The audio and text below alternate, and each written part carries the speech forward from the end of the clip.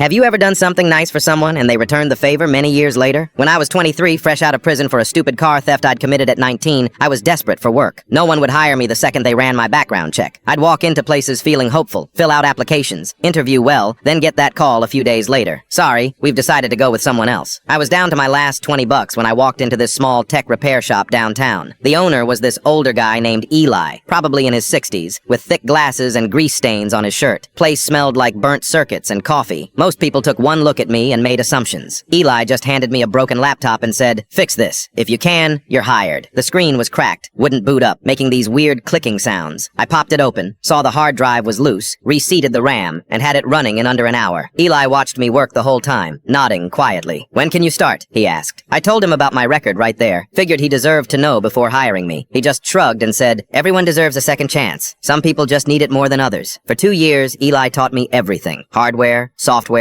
how to talk to customers, how to run a business. He paid me fair wages, never made me feel like a charity case, never brought up my past. When customers asked about the young guy fixing their computers, he'd say, "That's Nathan, best tech I've ever worked with." I saved every dollar I could. Eventually, I had enough to move to another city and start my own repair shop. I sent Eli postcards on his birthday, Christmas cards, but never saw him again after I left. 10 years later, I was running a chain of 5 shops across 3 cities. Business was good. I had 12 employees and was finally living the life I never thought I'd have. One Tuesday morning, I got an application from a guy named Jacob. Resume looked solid, had some technical experience, but during the interview he seemed nervous, kept stumbling over his words, fidgeting with his hands. I could tell something was off. As I reviewed his file afterward, I saw it. That little box checked at the bottom. Previously incarcerated, drug charges looked like, plus some time in rehab. My first instinct was to pass. I had a business to protect, employees to think about. But something about the guy bothered me. He looked familiar somehow. When I walked back into the interview room, I decided to take a chance. "You know anyone named Eli?" I asked. The guy blinked, surprised. "Yeah, he's my dad. How do you know him?" I felt my stomach drop. "Was," I said quietly. "You said was." Jacob's face crumpled a little. "He passed away last year. Heart attack." I just sat there for a minute, processing. This kid, probably mid-20s, looked exactly like Eli had when he was younger. Same eyes, same hands, same way of looking at you like he was figuring out how something worked. "Your dad gave me a job when nobody else would," I told him. "Taught me everything I know about this business." Jacob nodded slowly. "He talked about you sometimes. Nathan, right? Said you were one of the good ones who just needed a break. I hired him on the spot. Didn't even check his references. 3 months later, Jacob was my best technician. Turns out he'd learned a lot from his dad before the addiction took over. He was grateful for the chance, worked harder than anyone, and never once made me regret the decision."